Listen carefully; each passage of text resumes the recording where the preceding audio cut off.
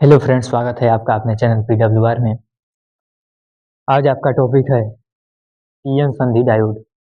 PN संधि diode पूर्ण तरंग दिष्टकारी परिपथ।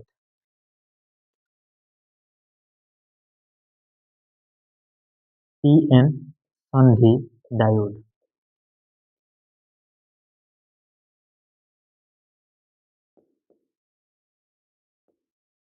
पूर्ण तरंग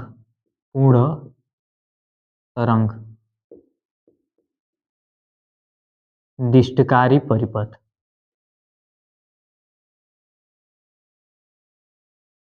दिष्टकारी परिपथ।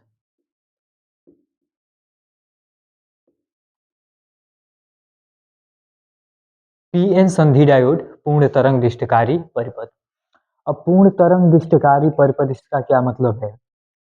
तो जब प्रत्यावर्ती धारा प्रवाहित की जाती है तो आपको पता होगा प्रत्यावर्ती धारा का परिमाण दिशा लगातार बदलता रहता है। तो प्रत्यावर्ती धारा के प्रथम अर्धचक्र के दौरान भी इसमें धारा प्रवाहित होगी और द्वितीय अर्धचक्र के दौरान भी धारा प्रवाहित होगी। समझाते हैं, आइए फिगर से देखते हैं। फिगर तो ट्रांसफार्मर इसमें लिया जाएगा। ट्रांसफार्मर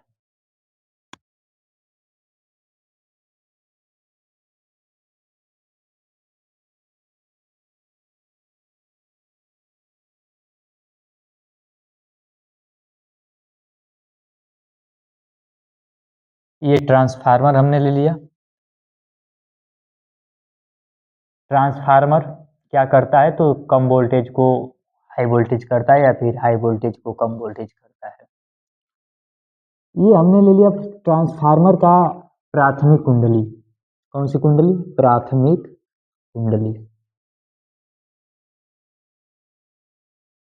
प्राथमिक कुंडली ये जो है ट्रांसफार्मर की द्वितीयक कुंडली। द्वितीयक कुंडली,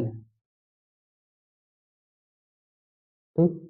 ट्रांसफार्मर के प्राथमिक कुंडली, प्राथमिक कुंडली का मतलब प्राइमरी कॉइल। तो प्राथमिक कुंडली जो है इसके दो सिरे हमने मान लिया क्या है? P1 और P2। दो सिरे हमने ले लिया क्या? P1 और P2 ले लिया। दोनों सिरे P1 और P2 को प्रत्यावर्ती वोल्टेज स्रोत से जोड़ दिया जाएगा। ऐसे प्रत्यावर्ती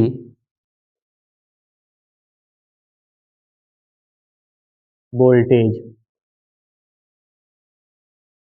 स्रोत, ये मतलब इसका नाम दिया जाएगा निवेशी वोल्टेज। निवेशी वोल्टेज, ठीक। इसमें ट्रांसफार्मर की कोर होती है। ट्रांसफार्मर का ये प्लेट है, मान लीजिए प्लेट कोर।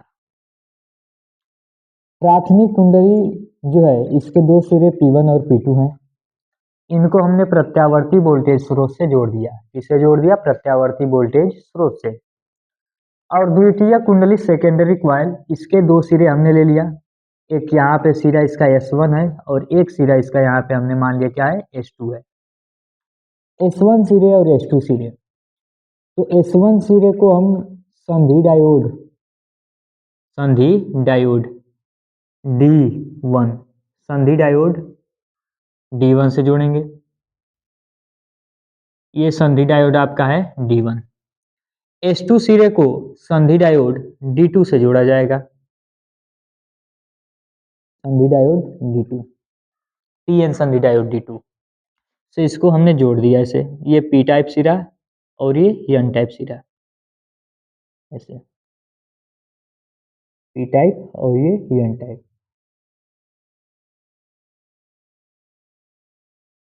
ठीक। उसके बाद D1 और D2 के N टर्मिनलों को आपस में जोड़ दिया जाएगा। D1 और D2 के N टर्मिनलों को किसी तार के द्वारा जोड़कर इससे जो है लोड प्रतिरोध, किसको? लोड प्रतिरोध, लोड प्रतिरोध RL,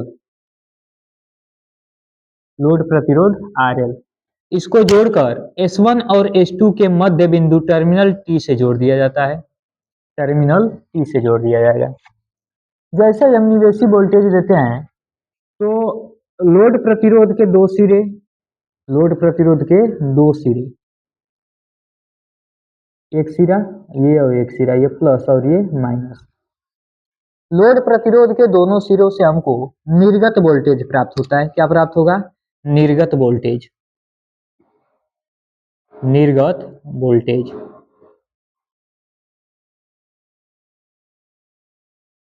निर्गत वोल्टेज प्राप्त होता है। ठीक, इसमें धारा का प्रवाह ऐसे होगा, धारा का प्रवाह इस प्रकार से।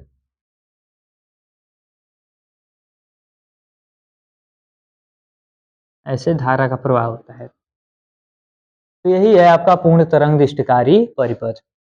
इसका एक और ग्राफ बना लिया जाए, फिगर। दिष्टकरण, दिष्टकरण से पहले, दिष्टकरण का मतलब होता है एसी को डीसी में बदलना।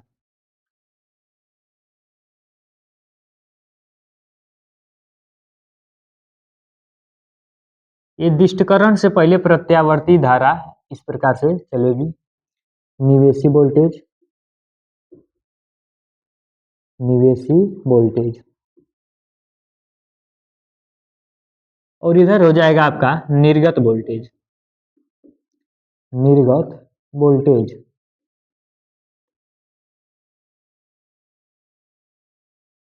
और दिष्टकरण से बाद ये कैसे हमको प्राप्त होता है धारा? दिष्टकरण, दिष्टकरण के बाद, दिष्टकरण के बाद ये हमको इस प्रकार से प्राप्त होती है, ऐसे।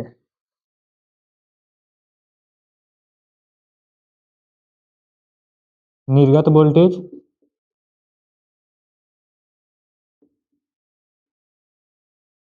और ये हो जाएगा आपका इधर निवेशी वोल्टेज, निवेशी वोल्टेज। ठीक, हमने क्या क्या? पूर्ण तरंग दिष्टकारी परिपथ। पूर्ण तरंग दिष्टकारी परिपथ का मतलब निवेशी वोल्टेज, प्रत्यावर्ती धारा का ये प्रथम अर्धचक्र और ये द्वितीय अर्धचक्र। प्रथम अर्धचक्र और ये हो जाएगा आपका कौन सा? द्वितीय अर्धचक्र। तो पहले अर्धचक्र में भी इसमें धारा का प्रवाह होता है और दूसर का अर्धचक्र में भी इसमें धारा का प्रवाह होता है, यानी निर्गत वोल्टेज हमको प्राप्त होता है। इसी को कहा जाएगा पूर्ण तरंग दिष्टकारी परिपथ। ठीक, तो इसमें लिख लेते हैं पीएन या फिर पूर्ण तरंग दिष्टकारी परिपथ में। ठीक ना, पीएन संधि डायोड, पीएन संधि डायोड के पूर्ण तरंग, पूर्ण तरंग दिष्टकारी परिपथ, दिष्टकारी परिपथ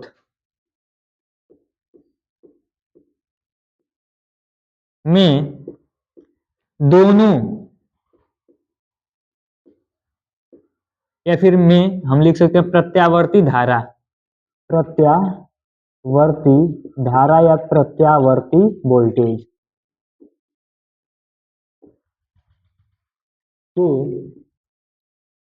दोनों अर्धचक्रों के दौरान, दोनों अर्धचक्र, अर्धचक्र के दौरान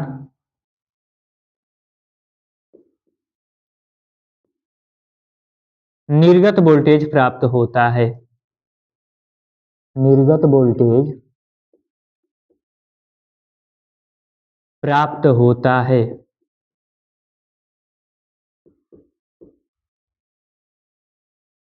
ठीक, पीएन संधि डायोड के पूर्ण तरंग दिष्टकारी परिपथ में प्रत्यावर्ती वोल्टेज के दोनों अर्धचक्रों के दौरान धारा या फिर निर्गत वोल्टेज क्या होता है? प्राप्त होता है। इसमें इसमें दो संधि डायोड, दो संधि डायोड लगे होते हैं, लगे होते हैं। आपको पिछले वीडियो में बताया गया होगा कि अर्ध तरंग विष्टकारी परिपथ में जो है एक ही संधि डायोड का प्रयोग किया जाता है और उसमें केवल प्रत्यावर्ती वोल्टेज के प्रथम अर्ध चक्र के दौरान ही उसमें धारा या फिर निर्गत वोल्टेज क्या होता है, प्राप्त होता है। अब इसकी रचना लिख लेते हैं। रचना रचना हमने क्या लिया, ट्रांसफार्मर का प्राथमिक कुंडली। तो ट्रांसफार्मर ट्रांसफार्मर के प्राथमिक कुंडली, प्राथमिक कुंडली, ट्रांसफार्मर के प्राथमिक कुंडली के सिरे, के सिरे P1 तथा P2, P1 तथा P2, ये प्राथमिक कुंडली के सिरे P1 तथा P2 के बीच प्रत्यावर्ती वोल्टेज, प्रत्यावर्ती वोल्टेज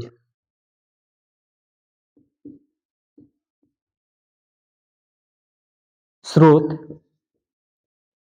प्रत्यावर्ती वोल्टेज स्रोत जोड़ते हैं या फिर जोड़ देते हैं, जोड़ते हैं, जोड़ते हैं। ठीक है, हमने कहा प्रत्यावर्ती वोल्टेज को कहां जोड़ा जाएगा, प्राथमिक कुंडली के P1 और P2 सिरे के बीच, तथा तथा द्वितीयक कुंडली, द्वितीयक कुंडली, द्वितीयक कुंडली, द्वितीयक कुंडली के सिरे S1 है और S2, द्वितीयक कुंडली के सिरे S1 व S2 से क्रमशः संधि डायोड, क्रमशः संधि डायोड D1 तथा D2, D1 व D2 के कौन से सिरे को, P सिरे को, D1 तथा D2 के P सिरे को, D1 तथा D2 के P सिरों को जोड़कर इनके N सिरों को आपस में जोड़कर दोनों डायोडों के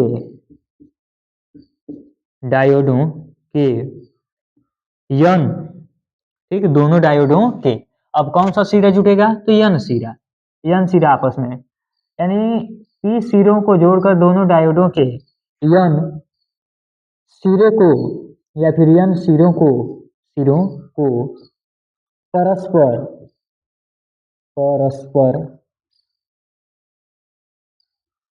जोड़ते हैं, ठीक, परस्पर जोड़ते हैं। हमने यही कहा कि प्राथमिक कुंडली के P1 और P2 सिरे को प्रत्यावर्ती वोल्टेज से जोड़ेंगे, द्वितीय कुंडली के S1 और S2 सिरे को डायोड D1 और D2, डायोड D1 और D2 के P सिरे से जोड़कर N सिरों को परस्पर जोड़ दिया जाता है या फिर जोड़ते हैं। ठीक, और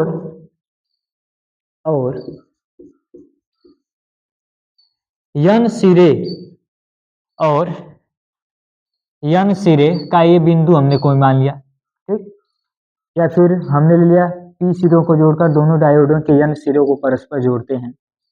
N सिरे को जोड़ने वाले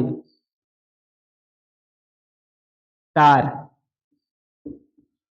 से किसको जोड़ेंगे, लोड प्रतिरोध, जोड़ने वाले तार से लोड प्रतिरोध, लोड प्रतिरोध, प्रतिरोध, लोड प्रतिरोध RL को जोड़कर जोड़कर S1 तथा S2, S1 तथा S2 के मध्य बिंदु, मध्य बिंदु टर्मिनल, मध्य बिंदु टर्मिनल T, ये मध्य बिंदु का टर्मिनल क्या है? T से जोड़ दिया जाता है या फिर जोड़ते हैं, और निर्गत वोल्टेज, और हम लिख सकते हैं RL के दोनों सिरों, RL के दोनों सिरों, RL के दोनों सिरों से क्या प्राप्त करते हैं? निर्गत वोल्टेज। तो निर्गत वोल्टेज प्राप्त कर लेते हैं, निर्गत वोल्टेज प्राप्त करते हैं। ठीक, यही इसकी क्या है? रचना है। हमने यही कहा कि जो प्राथमिक कुंडली के P1 P2 सिरे को प्रत्यावर्ती वोल्टेज स्रोत से जोड़ेंगे, और द्वितीय कुंडली के S1 S2 सिरे को डायोड D1 और D2 के P सिरे से जोड़ेंगे। इन सिरों को आपस में परस्पर तार से जोड़कर RL प्रतिरोध से जोड़ेंगे, RL लोड प्रतिरोध से जोड़ेंगे और टर्मिनल T से जोड़ेंगे। ठीक, अब इसका इधर देखते हैं क्रिया विधि। क्या देखेंगे? क्रिया विधि, ये कैसे कार्य करता है? क्रिया विधि। ठीक, तो इस प्रथम अर्धचक्र के दौरान, प्रथम अर्धचक्र क्या है? धनात्मक है। तो प्रथम अर्धचक्र के दौरान जो है ये S1 सिरा टर्मिनल T के सापेक्ष पॉजिटिव होता है, मतलब धनात्मक होता है।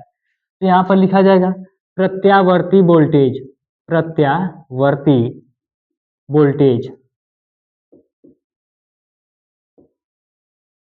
के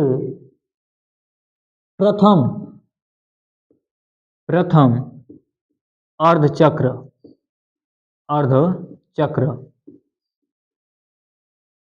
के दौरान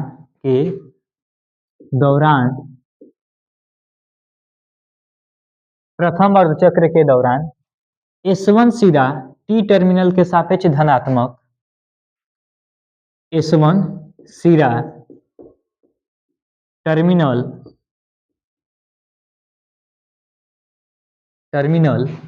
T के सापेक्ष धनात्मक तथा, हमने क्या बोला? तो प्रथम अर्धचक्र के दौरान S1 सिरा टर्मिनल T के सापेक्ष धनात्मक तथा S2 सिरा ऋणात्मक होता है। क्या होता है? ऋणात्मक होता है। अतः, या फिर हम लिख सकते हैं अर्थात देखिए, जब ये संधि डायोड का P सिरा धनात्मक, तब इससे धारा का प्रवाह होता है, अर्थात यह अग्र अभिनत में होगा। अर्थात डायोड D1 अग्र अभिनत में होता है,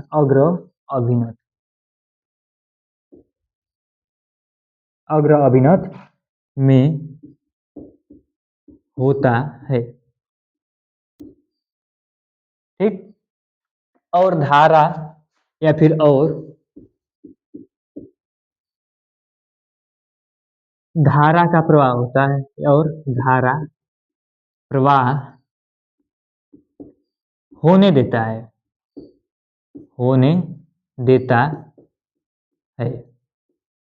ठीक। अब ये जो दूसरा अर्धचक्र आपको दिख रहा है, ये दूसरा अर्धचक्र सेकेंड वाला, तो दूसरा अर्धचक्र ऋणात्मक, तो ऋणात्मक होने के फलस्वरूप ये S1 सिरा ऋणात्मक हो जाएगा, अर्थात इससे धारा का प्रवाह नहीं होगा। लेकिन यही इससे धारा का प्रवाह होगा, इधर ऋणात्मक है, क्या है, ऋणात्मक। ठीक, तो इसमें क्या होता है, धारा का प्रवाह होता है, मतलब हम लिखेंगे ये धारा प्रवाह होने देता है तथा द्वितीय अर्धचक्र, द्वितीय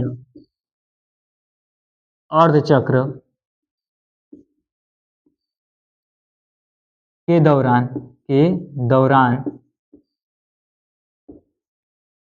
द्वितीय अर्धचक्र के दौरान S1 सिरा टर्मिनल T के सापेक्ष ऋणात्मक होगा। S1 सिरा T के सापेक्ष ऋणात्मक और S2 सिरा, S2 सिरा क्या होता है, धनात्मक होता है। S2 सिरा धनात्मक होता है। ठीक, हमने लिखा द्वितीय अर्धचक्र के दौरान S1 सिरा T के सापेक्ष ऋणात्मक और S2 सिरा क्या होता है, धनात्मक होता है। तो जब ये S2 सिरा ये वाला धनात्मक होगा तो इस संधि डायोड से धारा का प्रवाह होगा, इससे ये ऋणात्मक होगा तो इसे नहीं होगा। ठीक, तो हमने ले लिया कि S2 सिरा क्या है, धनात्मक होता है, अर्थात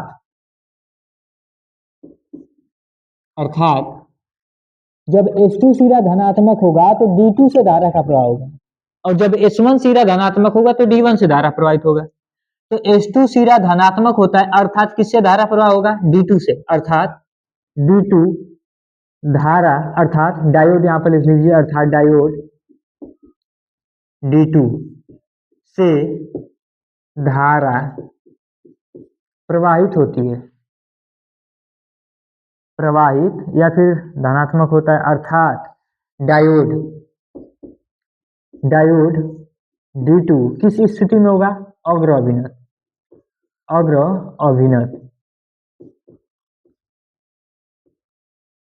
तथा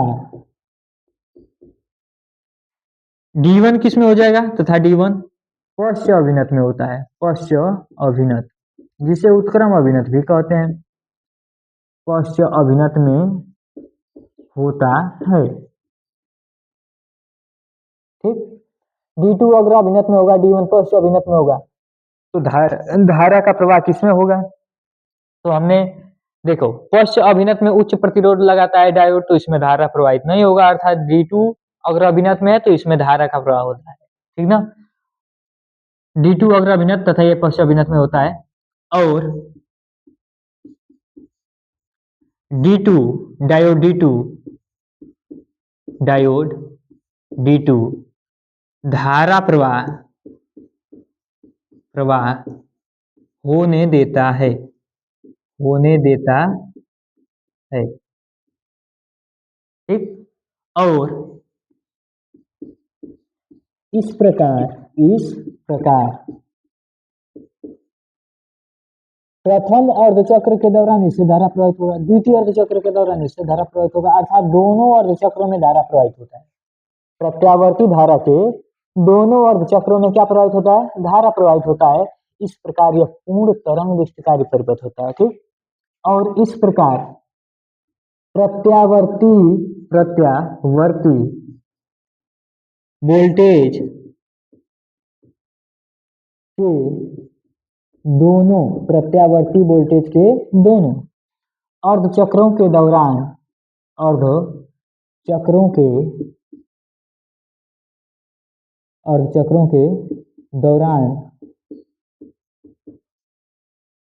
निर्गत वोल्टेज क्या प्राप्त होता है, निर्गत वोल्टेज प्राप्त होता है। निर्गत वोल्टेज किससे प्राप्त होता है, तो RL के सिरों से, किससे प्राप्त होगा, RL के सिरों से प्राप्त होता है। प्राप्त होता है। ठीक, अतः अतः यह परिपथ पूर्ण तरंगिष्टकारी परिपथ होता है। यह परिपथ पूर्ण तरंग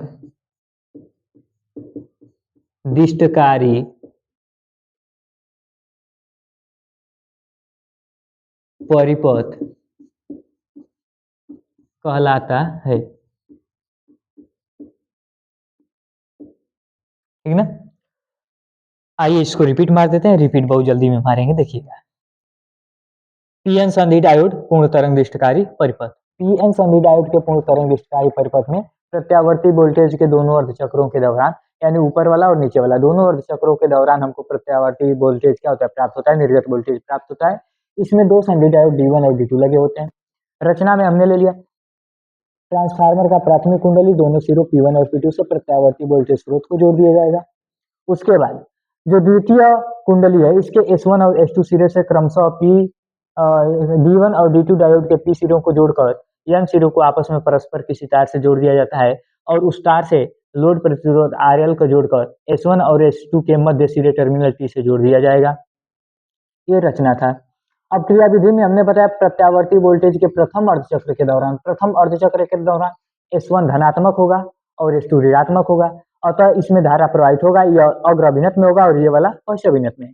द्वितीय अर्धचक्र के दौरान क्या होगा, दूसरे अर्धचक्र के दौरान, तो दूसरे अर्धचक्र के दौरान ये वाला ऋणात्मक होगा सिरा और ये वाला सिरा क्या होगा, धनात्मक। ये पश्चभिनत में हो जाएगा और ये अग्रभिनत में हो जाएगा। इस प्रकार जो है हमको दोनों अर्धचक्रों के दौरान क्या प्राप्त होता है, निवेशी वोल्टेज प्राप्त होता है, अतः इसे हमने क्या कहा, तो पूर्ण तरंग दिष्टकारी परिपथ कह दिया। ठीक है, तो इनको पूर्ण तरंग दिष्टकारी परिपथ क्यों कहलाएगा, तो दोनों तरंगों यानी दोनों अर्ध भाग में हमको क्या प्राप्त होता है, प्रत्यावर्ती वोल्टेज हमको प्राप्त होता है निर्गत वोल्टेज के रूप में। तो इसी को क्या कहा जाएगा, पीएन संधि डायोड पूर्ण तरंग दिष्टकारी परिपथ। ये आपका टॉपिक समाप्त हुआ और ये जो है आप मिला लीजिएगा कहीं भी, बोर्ड एग्जाम की दृष्टि से ये आपको देखने को मिलेगा। ये क्वेश्चन बहुत ही महत्वपूर्ण है। ठीक, आज का क्लास यहीं समाप्त होता है।